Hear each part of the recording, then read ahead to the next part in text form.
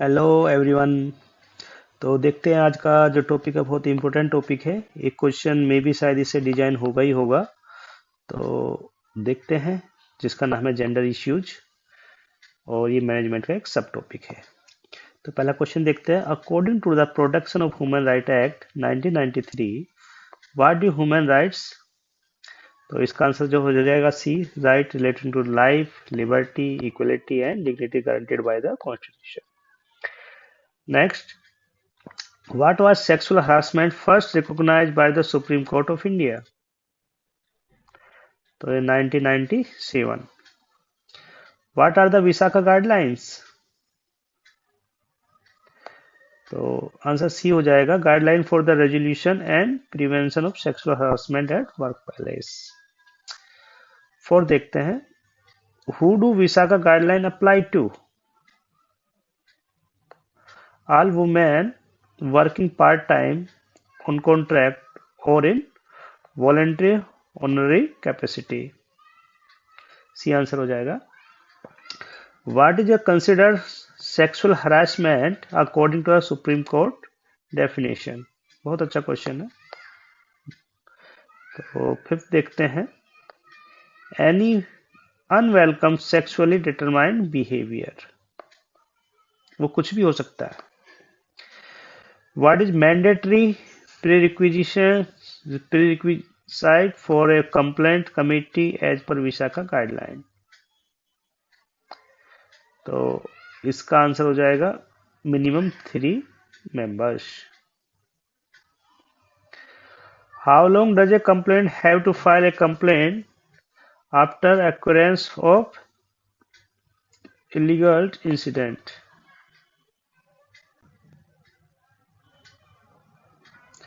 तो इसका आंसर हो जाएगा 15 days. What is responsibility of the employer regarding sexual harassment prevention? तो to prevent or deter the commission of act of sexual harassment. Next, what is the duty of complaint committees as per Visakha guideline?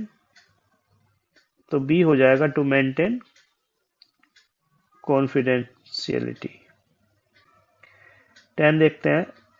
What action should an employee take if sexual harassment amount to a specific offence under the Indian penal code? तो ignore it, ये answer हो जाएगा। What is one of the do's mention for the work environment? इसका C हो जाएगा, create and sustain a conducive environment for work. 12 देखते हैं। What type of training does BSL conduct regarding sexual harassment awareness? तो sexual harassment awareness training BSL कराते हैं हमारे यहाँ पे। Who are the responsible for creating a conducive environment for work in term of sexual harassment prevention? तो 13 का सी देखते हैं, employer and employees alike. Next, what is the minimum number of members required for a complaint committee? तो 3।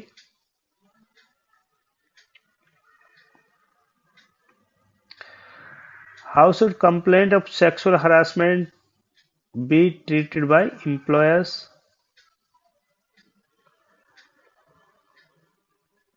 With urgency and seriousness.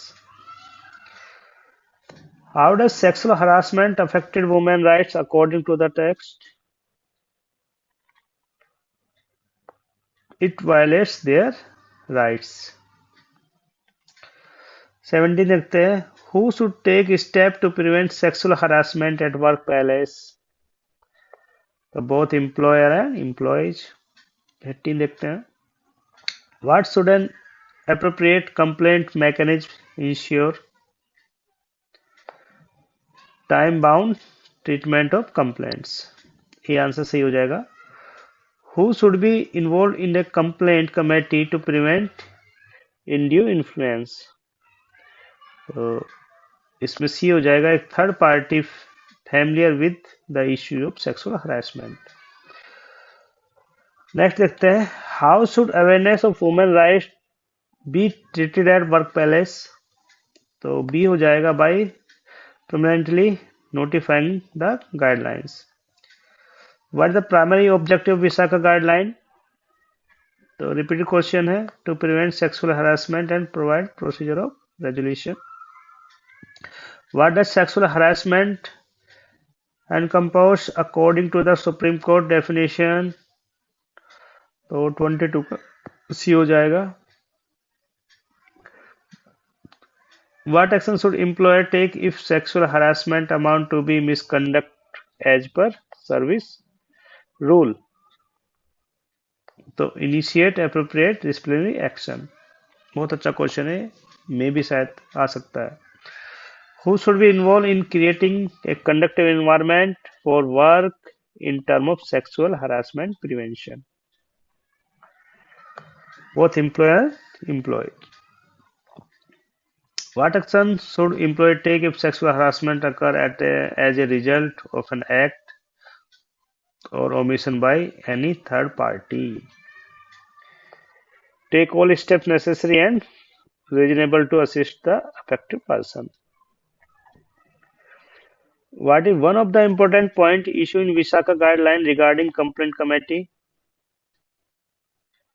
तो इसका हो जाएगा D, minimum half of its members should be women. What is considered sexual harassment if supervisor threatened to sake of non-cooperation? तो answer हो जाएगा D, threatening to sake of non-cooperation. What should be conduct of employee during the awareness training of sexual harassment? Be actively involved and participate. Now 29 to what should be responsibility of Supreme Complaint Committee regarding maintaining confidentiality? To maintain confidentiality. C. What is the primary objective of creating complaint committee as per Visakha guideline? तो सी answer हो जाएगा, to provide mechanism और redress of complaints. तो दोस्तों video कैसी लगी, question किस तरह के हैं, अगर अच्छे हैं तो प्लीज लाइक जरूर कीजिएगा और चैनल को सब्सक्राइब कीजिएगा। मिलते हैं नेक्स्ट वीडियो में, तब तक के लिए थैंक यू सो मच।